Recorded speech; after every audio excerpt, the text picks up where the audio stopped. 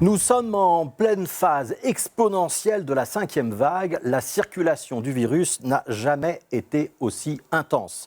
C'est par ces mots que l'infectiologue Yves Van Latem a débuté la traditionnelle conférence de presse hebdomadaire de Sciences Ano, l'Institut de santé publique. Le variant Omicron frappe donc là où on l'attendait, en moyenne 23 000 contaminations par jour et une pointe à 37 000 nouveaux cas pour la journée de lundi en début de semaine.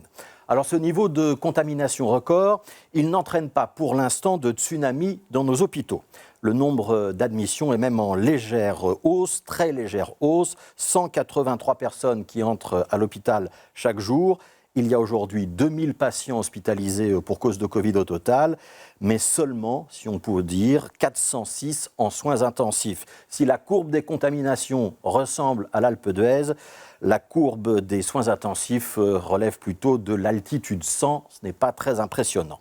La bonne nouvelle est donc en train de se confirmer. Le variant Omicron est plus contagieux, mais moins sévère que le variant Delta. Parce qu'il frappe les bronches et beaucoup moins les poumons, ce variant envoie donc moins de malades à l'hôpital. Et les observations qu'on a pu faire en Angleterre ou dans les pays scandinaves se confirment donc chez nous. La durée des hospitalisations est également réduite, 2 jours en moyenne avec Omicron, alors que c'était 5 jours pour le Delta. Omicron est donc plus gérable que Delta, pour reprendre l'expression d'Yves Van Latem. Alors, est-ce qu'on doit se réjouir ? Oui, évidemment, et on ne va pas s'en priver, mais avec 2 réserves.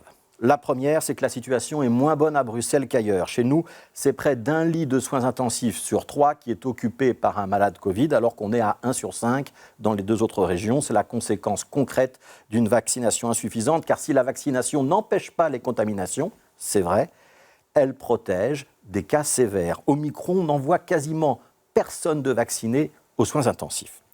Deuxième raison de rester prudent, ce très haut niveau de contamination entraîne un nombre record de personnes mises en quarantaine. Si on peut oser cette formule, la vague Omicron, c'est en fait une vague de mise en quarantaine.